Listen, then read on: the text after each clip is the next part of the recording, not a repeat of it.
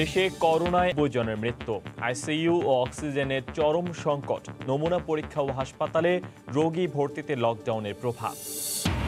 খোলা বন্ধের সিদ্ধান্তহীনতার দোলা চলে বিপাকে ব্যাংক কর্মকর্তা কর্মচারীরা।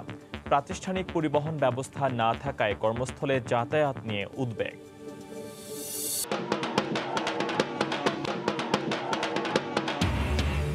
ঘরবন্দি জীবনে এলো বাঙালির পহেলা বৈশাখ, ভার্চুয়াল আর প্রতীকী আয়োজনে বর্ষবরণ, সুন্দর আগামীর প্রত্যাশা।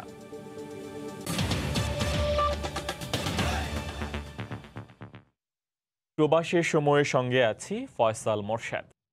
দেশে করোনায় একদিনে সর্বোচ্চ 96 জন মারা গেছেন। বুধবার দুপুর পর্যন্ত 24 ঘন্টায় শনাক্ত হয়েছেন 5185 জন। এদিকে দেশে চলমান লকডাউনের প্রভাব পড়েছে হাসপাতালের রোগী ভর্তির ক্ষেত্রেও। পরিবহন সংকটের কারণে রোগী নিয়ে যাওয়ার জন্য রিকশায় ছিল একমাত্র ভরসা। তবে সরকারের পক্ষ থেকে বলা হচ্ছে, চিকিৎসার জন্য যারা বের হবেন তাদের কোনো সমস্যা হবে না। আগে যেখানে করোনার চিকিৎসা নিতে হাসপাতালগুলোতে প্রতিদিন রোগীদের লম্বা লাইন থাকতো, কঠোর লকডাউনের প্রথম দিন সেখানে উপস্থিতি অনেক কম। অন্য দিনের তুলনায় তাই বুধবার অনেকটা ভিন্ন চিত্র দেখা গেল হাসপাতালগুলোতে। রাস্তায় পরিবহন নেই, তাই হঠাৎ শ্বাসকষ্টে আক্রান্ত হওয়ায় রিকশা নিয়েই হাসপাতালে ছুটতে হচ্ছে করোনা আক্রান্ত রোগীদের। যাদের ব্যক্তিগত গাড়ি আছে তারা সহজে হাসপাতালে পৌঁছানোর সুযোগ পাচ্ছেন, কিন্তু সাধারণ মানুষ কয়েকবার রিকশা বদলে আসতে হচ্ছে কাঙ্ক্ষিত হাসপাতালে। রিকশা কিছু দূর আসার পরে আবার নামিয়ে দিচ্ছে, আবার এই পাশে আসতে পারে রিকশা পাচ্ছি না। বিভিন্ন জায়গায় চেকপোস্ট আসছে এবং সবাইকে জিজ্ঞাসাবাদ করতেছে, কিন্তু আমরা যেহেতু আমাদের পেশেন্ট ছিল আমাদেরকে ছেড়ে দিচ্ছে। বুধবার নতুন করে রোগী ভর্তির সংখ্যা কম হলেও বিভিন্ন হাসপাতালে আগে থেকে ভর্তি আছেন শয্যার চেয়ে বেশি সংখ্যক রোগী, খালি নেই আইসিইউ। গতকালকে এখানে আউটডোরের রোগী দেখিয়েছে 153 জন, আর আজকে প্রায় 15 জনের মতো হয়েছে এই পর্যন্ত আর কি। সরকারি ছুটির দিন হওয়ায় টিকা কার্যক্রম বন্ধ, কিছুটা ভিড় দেখা গেছে নমুনা পরীক্ষা কেন্দ্রগুলোতেই। লকডাউন হলেও টিকার কার্ড দেখিয়ে কেন্দ্রে যেতে কোনো সমস্যা হবে না বলে জানিয়েছে স্বাস্থ্য অধিদপ্তর। টিকা কার্ড সঙ্গে থাকলে ব্যক্তিগত যানবাহন ব্যবহার করে অথবা রিকশা বা ভ্যান ব্যবহার করে তারা সেখানে যেতে পারবেন এবং টিকা নিতে পারবেন। এদিকে সর্বাত্মক লকডাউন শুরুর প্রথম দিনেই করোনায় দেশের ইতিহাসে সর্বোচ্চ 96 জন মারা গেছেন। এদিন প্রায় 25,000 নমুনা পরীক্ষায় শনাক্ত হয়েছেন 5185 জন। তবে লকডাউন সঠিকভাবে কার্যকর করা গেলে নতুন আক্রান্তের সংখ্যা কমে আসবে বলে মনে করছেন চিকিৎসকরা। এহসান জুয়েল, সময় সংবাদ, ঢাকা। রাস্তায় যানবাহন নেই, দোকানপাট বন্ধ, ফুটপাতও ফাঁকা। সর্বাত্মক লকডাউনের প্রথম দিনে বুধবার রাজধানীর চিত্রটা ছিল এমনই।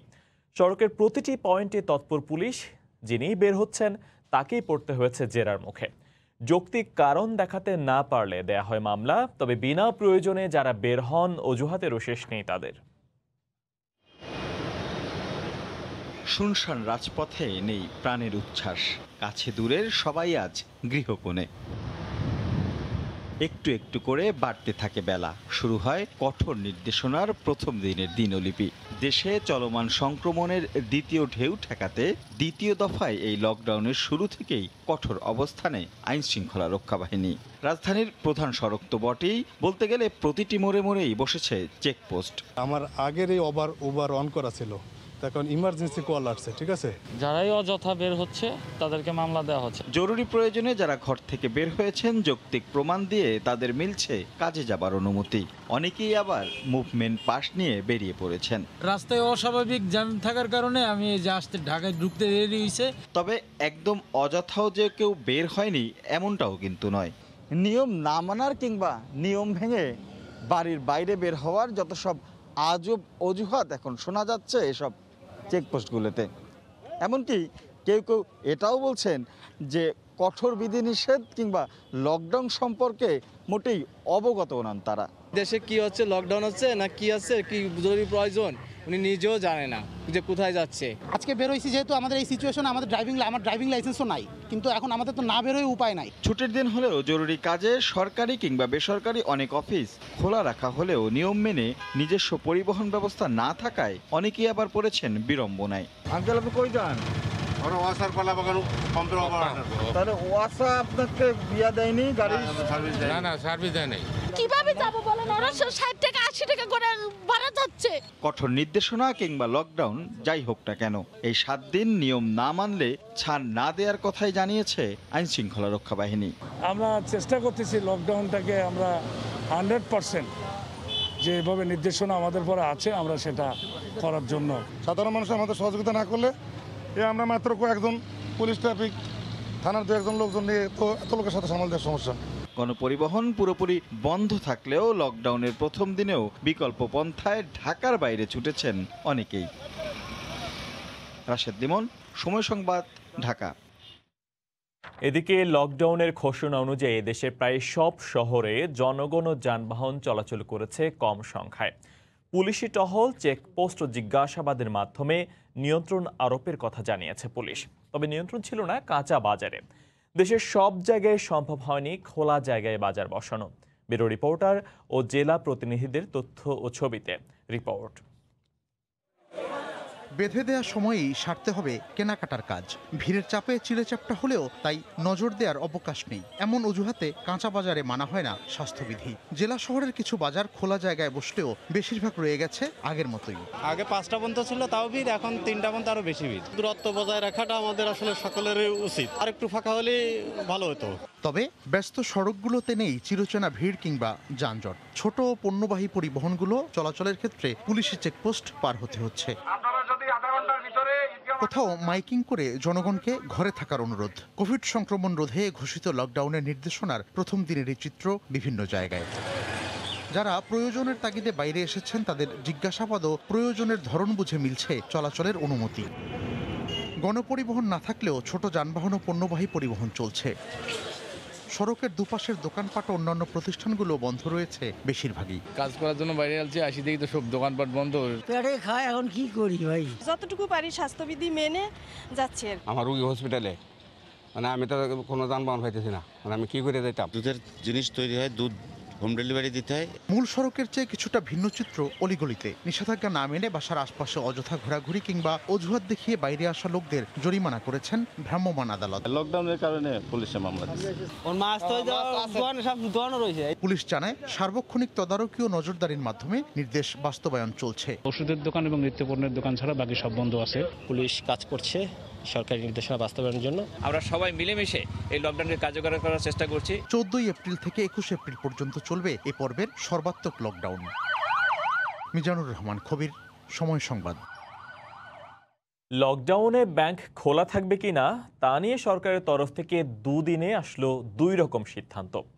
একদিন আগের বন্ধের প্রজ্ঞাপন বদলে গেল 24 ঘন্টা না যেতে, অথচ ছুটি ভেবে বহু কর্মকর্তা কর্মচারী ধরেছিলেন বাড়ির পথ। এমনকি গণপরিবহন না থাকায় কর্মস্থলে যাওয়া আসা নিয়েও উদ্বিগ্ন তারা। জুবাইর ফয়সালের রিপোর্ট।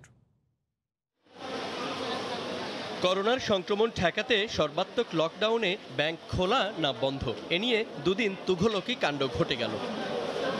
12 এপ্রিল জারি করা প্রজ্ঞাপনে মন্ত্রিপরিষদ বিভাগ জানায় বন্ধ থাকবে সব আর্থিক প্রতিষ্ঠান, সার্কুলার দিয়ে যা নিশ্চিত করে বাংলাদেশ ব্যাংকও। এতে করে লকডাউন শুরুর আগের দুদিন হয়রানির শিকার হচ্ছেন গ্রাহক ও ব্যাংকগুলো। প্রচণ্ড ভিড়ে প্রয়োজনীয় কাজ ছাড়তে হয় তাদের। 13 এপ্রিল দিনভর রাজধানী সহ দেশের প্রতিটি ব্যাংকে এমন হজবরল অবস্থার পর সন্ধ্যায় নতুন সার্কুলারে 3 ঘন্টায় লেনদেন শেষ করার নির্দেশনা দিয়ে ব্যাংক খুলে রাখতে বলে কেন্দ্রীয় ব্যাংক। তাহলে স্বাভাবিকভাবেই প্রশ্ন ওঠে, গ্রাহক এবং ব্যাংক কর্মকর্তা কর্মচারীদের সংক্রমণের ঝুঁকিতে ফেলার কি প্রয়োজন ছিল? তার উপর গণপরিবহন বন্ধ থাকায় ব্যাংকাররা কিভাবে অফিস করবেন সেই প্রশ্নেরও সমাধান হয়নি। ব্যাংকারগণ সেবা প্রদান করতে প্রস্তুত, কিন্তু গণপরিবহন বন্ধ থাকায় নির্বিঘ্নে ব্যাংকে যাতায়াতের ব্যবস্থা করা প্রয়োজন। বিশেষ করে নারী কর্মকর্তা কর্মচারীদের কথা চিন্তা করে নিজস্ব পরিবহন ব্যবস্থা করা জরুরি। প্রত্যেক এমপ্লয়ীদের ভেতরে এই দুশ্চিন্তা কিন্তু আছে যে সবকিছুই বন্ধ আছে, এর ভিতর দিয়ে আমরা অফিস করব কিভাবে?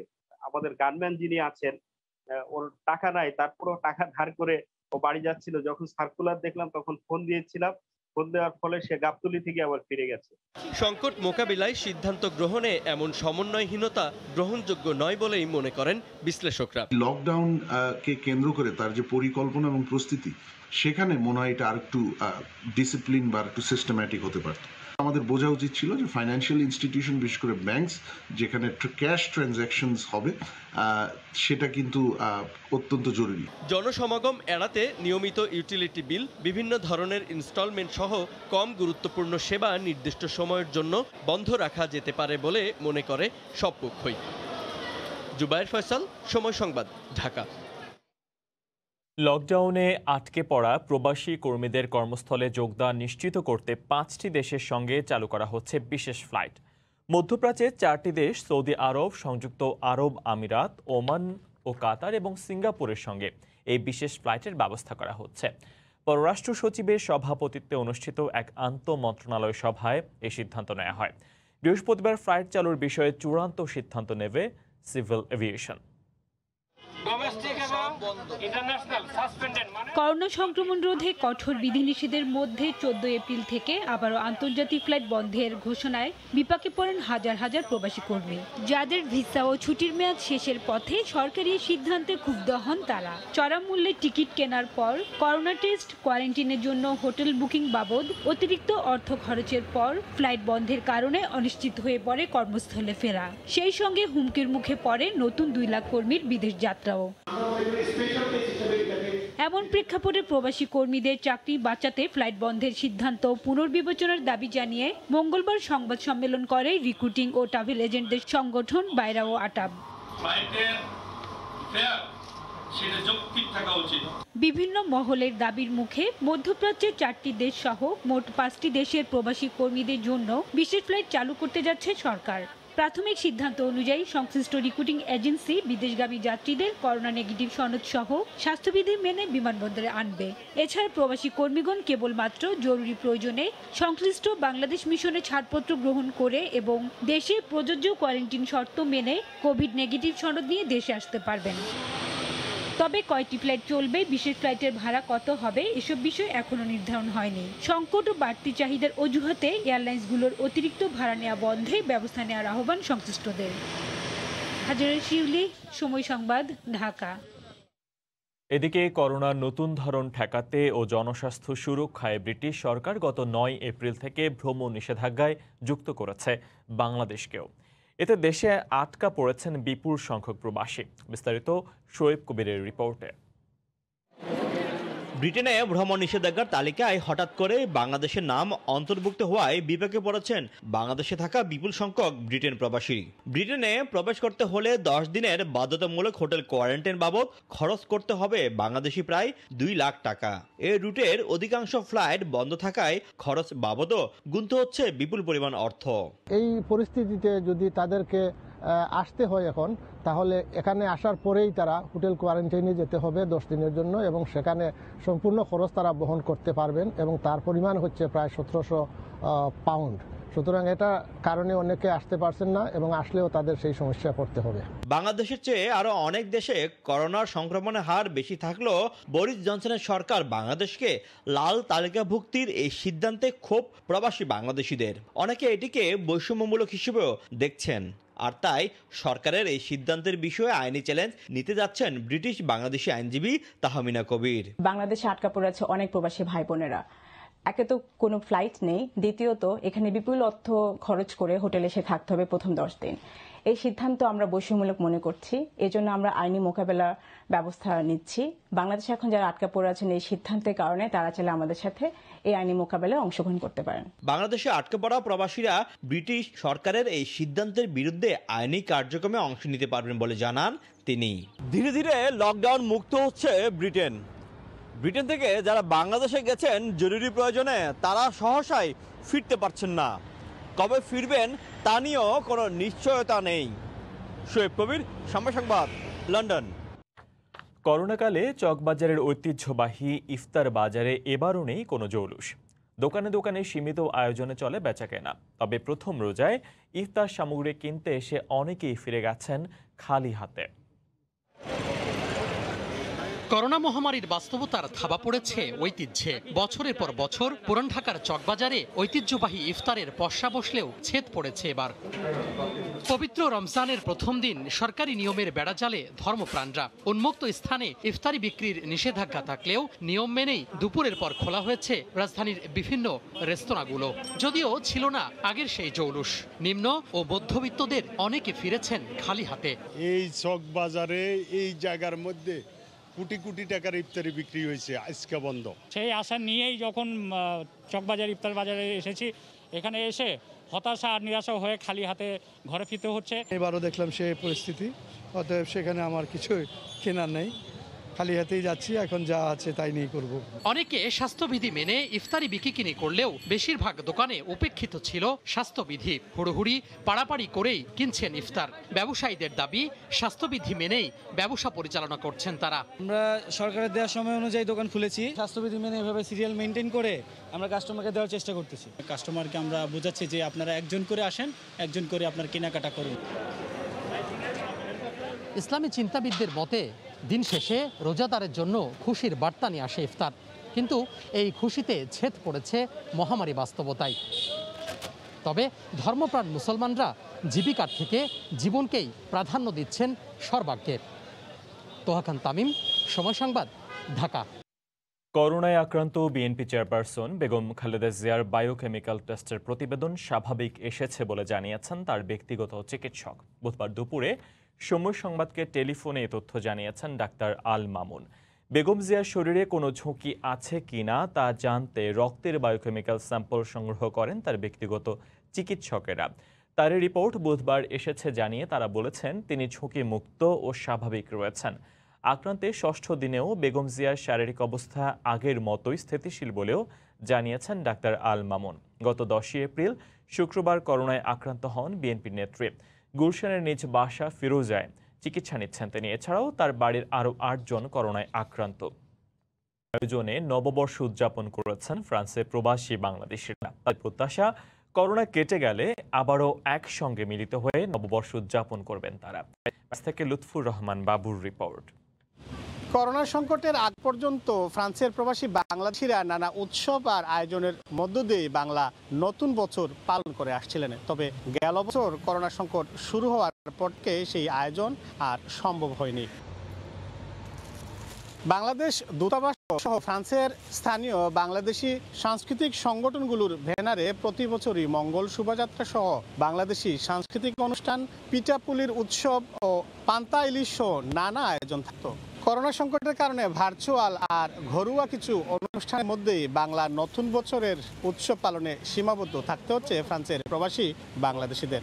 তারা বলছেন করোনা মুক্ত হলে আবারও তারা মেতে উঠবেন বাংলা বর্ষবরণ উৎসব অনুষ্ঠানে।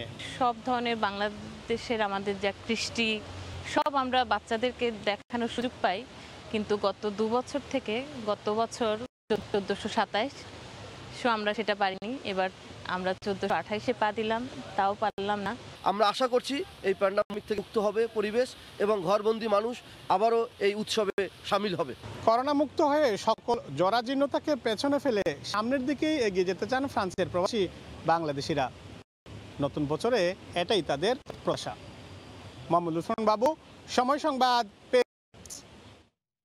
লকডাউনের কঠিন জীবন আর বিশ্ব করোনা পরিস্থিতিকে মেনে নিয়ে পবিত্র সিয়াম সাধনায় উজ্জীবিত ইতালি প্রবাসী বাংলাদেশিরা। বাহারি ইফতার আয়োজনে প্রথম রোজা পালন করল প্রবাসীরা। ইতালির পবিত্র মাহে রমজানের প্রথম দিনটির কথা তুলে ধরেছেন সহকর্মী মাকসুদ রহমান। দীর্ঘ প্রায় 16 থেকে 17 ঘন্টা সিয়ামের মধ্য দিয়ে ইতালিতে প্রথম রোজা পালন করলেন ধর্মপ্রাণ মুসলমানরা। আগের রাতে তারাবিহ নামাজের মধ্য দিয়ে প্রস্তুতি শুরু হয় মাহে রমজানের। বিকেল হতেই রকমারি ইফতার তৈরিতে ব্যস্ত সময় পার করে পরিবারগুলো।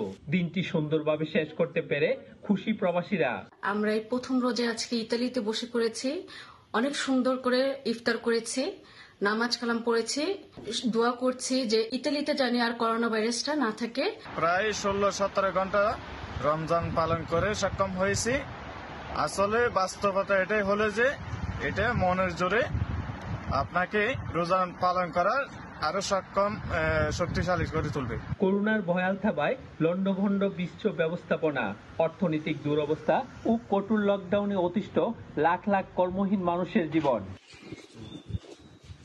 এরই মধ্যে করোনাকালে দ্বিতীয়বারের মতো এসেছে পবিত্র মাহে রমজান। ধর্মপ্রাণ মুসলমানদের প্রত্যাশা, এবারের মাহে রমজান পৃথিবীকে করবে করোনা মুক্ত। মাকসুদ রহমান, সময় সংবাদ, ইতালি। সৌদি আরবের সঙ্গে মিল রেখে সবসময় একই দিনে রোজা শুরু করে আয়ারল্যান্ড। তাই বাংলাদেশের একদিন আগেই প্রথম রোজা শেষ করল আয়ারল্যান্ডে বসবাসরত মুসলিমরা।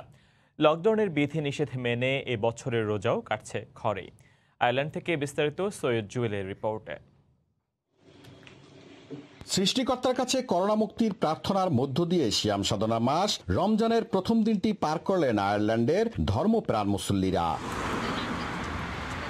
করোনা পরিস্থিতির অবনতি হওয়ায় দীর্ঘদিন ধরেই লকডাউনের বিধিনিষেধে আয়ারল্যান্ড। এর মাঝে এলো রহমত, বরকত ও নাজাতের মাস রমজান। করোনা পরিস্থিতি আগের চেয়ে অনেকটা স্বাভাবিক হলেও এখনো কাটেনি শঙ্কা। এর মাঝে বাংলাদেশের করোনার অবনতি হওয়ায় চিন্তিত প্রবাসীরাও। রহমতের মাসে তাদের প্রার্থনা হারিয়ে যাক করোনার স্রোত। ভালো থাকুক, সাবধানে থাকুক দেশের মানুষ। আয়ারল্যান্ডে করোনা অনেকটা কমে আসলেও বাংলাদেশে করোনা পরিস্থিতি অনেক ভয়াবহ।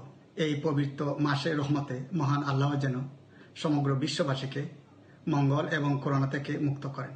গেল 2 বছরে লকডাউনের বিধিনিষেধে মসজিদে গিয়ে তারাবির নামাজ সবাই মিলে একসাথে আদায় করতে না পারার হতাশা থাকলেও আগামী বছর করোনা মুক্ত হয়ে সবাই মিলে আবারও নামাজ আদায়ের আশা মুসল্লিদের। করোনার জন্য আমরা গত বছরও তারাবি নামাজ আদায় করতে পারিনি, এবছরও আমরা করতে পারছি না বলে দুঃখিত এবং ইনশাআল্লাহ আল্লাহ আমাদেরকে মাগফিরাত দান করে আগামীতে আমরা যেন একসাথে তারাবি নামাজ আদায় করতে পারি, এই মহান রাব্বুল আলামিনের কাছে আমার কামনা। তবে দেশটিতে পুরোপুরি স্বাস্থ্যবিধি মেনেই সব স্কুলে আবারও ক্লাস শুরু হয়েছে। সৈয়দ জুয়েল, সময় সংবাদ, আয়ারল্যান্ড। মহামারী করোনাকালে দ্বিতীয় বছরের প্রথম রোজা পালন করল কাতার প্রবাসী বাংলাদেশিরা। রেস্তোরাঁগুলোতে বসে খাওয়া নিষিদ্ধ থাকা এদিন নিজ নিজ বাসায় ইফতার করেন প্রবাসীরা। কাতার প্রতিনিধি আনোয়ার হোসেন মামুনের তথ্য ছবি নিয়ে রিপোর্ট। সৌদি আরবের সাথে মিল রেখে মধ্যপ্রাচ্যের দেশ কাতারে শুরু হয়েছে পবিত্র মাহে রমজান। রোজার প্রথম দিনে ইফতার কেনার জন্য রেস্তোরাঁগুলোতে প্রবাসীদের ভিড় ছিল লক্ষণীয়। তবে করোনার কারণে রেস্তোরাঁয় বসে খাওয়ার অনুমতি না থাকায় নিজ নিজ বাসায় ইফতার করেন প্রবাসী বাংলাদেশিরা। দ্বিতীয়বারের মতন আমরা এই করোনার মহামারীর ভিতরে আজকে প্রথম রমজানের ইফতার শেষ করলাম এবং যদিও আমরা বাঙালিরা খুব আনন্দ উৎসবের মাধ্যমে ইফতার করি, কিন্তু দুঃখের বিষয় করোনার কারণে আমরা খুব সংক্ষিপ্তভাবে সীমিত রুমের ভিতরে ইফতার সারলাম। মহামারী করোনার মাধ্যমে কাতারে এখন দিন দিন বয়ে যাচ্ছে, আমরা সবাই আতঙ্কের ভিতরে আছি। সকল প্রবাসী ভাইদেরকে অনুরোধ করব যেন কাতার গভর্নমেন্টের আইন অনুযায়ী নিয়ম মোতাবেক সোশ্যাল ডিস্টেন্স মেনটেন করে সবাই এই করোনাকালে ইফতার, জামাত এগুলা শেষ করে। কাতারে প্রথম রমজানেও করোনা পরিস্থিতি একেবারে নাজুক অবস্থা ছিল। কম জনসংখ্যা দেশটিতে এদিন 981 জন ভাইরাসটিতে আক্রান্ত হয়েছেন। পাশাপাশি নতুন করে মারা গেছেন অন্তত 5 জন। সময় সংবাদ, কাতার। করোনা ছোবলে রংপুরে মোমিনপুর পালপাড়া জনপদে নামিয়েছে বিষাদ। এখানকার কুমার পরিবারগুলোতে নেই আনন্দের রেশ। একরকম নিরানন্দেই কেটে গেল বর্ণহীন পহেলা বৈশাখ। শাকিল মাহমুদের ক্যামেরায় আরও জানাচ্ছেন রতন সরকার। মাটির পুতুল সহ নানা খেলনা বানিয়ে তাতে দেয়া হয়েছে রঙের প্রলেপ। কুমার বধূরা পরম মমতার ছোঁয়া দিয়ে প্রতি বছর শিশুদের জন্য তৈরি করেন এসব। বৈশাখী মেলায় তুলতে এসব তৈরির তোড়জোড় শুরু হয় বেশ আগে থেকে। ঈদ আর পূজার বাইরে বাংলা নববর্ষই এদের বড় মৌসুম। এবার করোনাকাল আর লকডাউনে ভেস্তে গেছে সব আয়োজন। মেলা হইল না লকডাউনের কারণে, এখন এগুলো আমাদের রং করা বেকার হইল, আমাদের লস। রং টং করছি, এখন আর বিক্রি হবে না, এখন আবার এলে ঘরে থাকি গেল আমাদের। এমনিতেই প্লাস্টিক, মেলামাইন আর স্টিলের দাপটে মাটির বাসনসহ কুমারদের তৈরি নানান সামগ্রীর চাহিদা কমে গেছে। নামমাত্র দামে নার্সারিতে টব সরবরাহ করে কোনো রকমে এ পেশা ধরে রেখেছেন কুমার শিল্পীরা। কিন্তু করোনা আর লকডাউন বাঁধ সেধেছে তাতেও। আমার টব বিক্রি হলে কেমন কি খাওয়া হয়, বেচাকিনিতে একবারে কম। পার্টি বাড়ির থেকে না আসলে কেমন হবে বেচাকিনি? সব জিনিসে বন্ধ হয়ে গেছে, মেলা করতে পারিনি। যা ব্যাপারী ট্যাপারি এসে 2-4 ঘন্টা নিয়ে কষ্টর উপর চলাফেরা করার আয় রোজগার কমে যাওয়ায় ঋণ কর্য করে বাঁচতে হচ্ছে তাদের। এনজিওর টাকা তুলতেছি, এইভাবে চলতেছি। তারা বাইরে চল বসে থাকে তাহলে তো তার সমস্যা, পরিবারের সমস্যা, আর্থিক সমস্যা দাঁড়া যায়। কিন্তু বর্তমানে ওরা একেবারে না থাকলে আর কি করবেন, একে শেষ। মমিনপুর পালপাড়ায় বসবাসকারী 350 কুমার পরিবারের একমাত্র পেশা মাটির তৈজসপত্র তৈরি করা। রতন সরকার, সময় সংবাদ, রংপুর। কোনো পণ্যের সংকট সৃষ্টি হলে কি দাম একটু বাড়লেই বাজারে খেয়ে পড়েন ক্রেতারা। চলে লাগামহীন কেনাকাটা, এতে সংকট হয় আরও তীব্র। আর এগুলোর নজরদারির জন্য নেই পর্যাপ্ত জনবল। এতে বাজার নিয়ন্ত্রণে বেশিরভাগ সময় কাজে আসে না সরকারের কোনো উদ্যোগ। খোদ বাণিজ্যমন্ত্রী মনে করেন, ক্রেতাদের কিনতে চাওয়ার সীমা নির্ধারণ ছাড়া পণ্যের স্বাভাবিক সরবরাহ কিংবা দাম কোনোটাই নিশ্চিত করা সম্ভব নয়। জুবাইর ফয়সালের রিপোর্ট। ভদ্রলোক বেশ স্বস্তি নিয়ে তাকিয়ে আছেন কষাইয়ের দিকে। পুরো রমজানে পরিবারের চাহিদা মেটাতে কিনে ফেলেছেন আস্ত একটা খাসি। একটা খাসি নিজে কিনে নিলাম রমজান উপলক্ষে।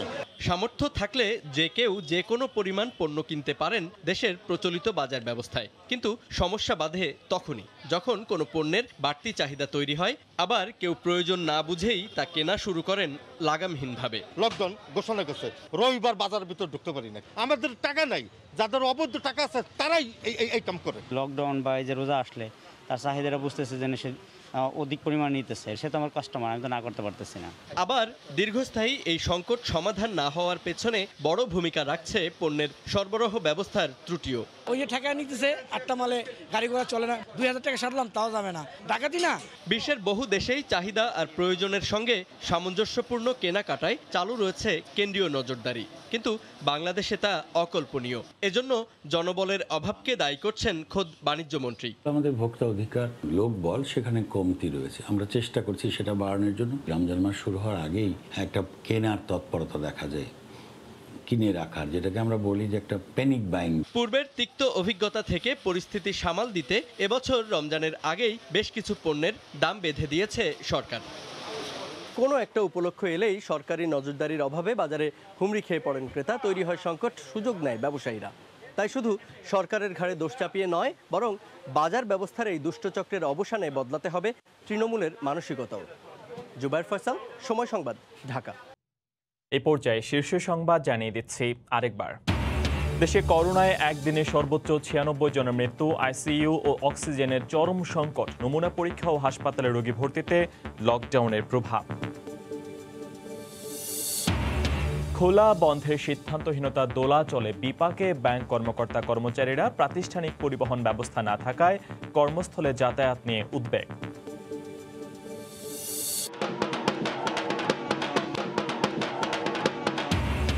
ঘরবন্দি জীবনে এলো বাঙালির পহেলা বৈশাখ, ভার্চুয়াল আর প্রতীকী আয়োজনে বর্ষবরণ, সুন্দর আগামীর প্রত্যাশা।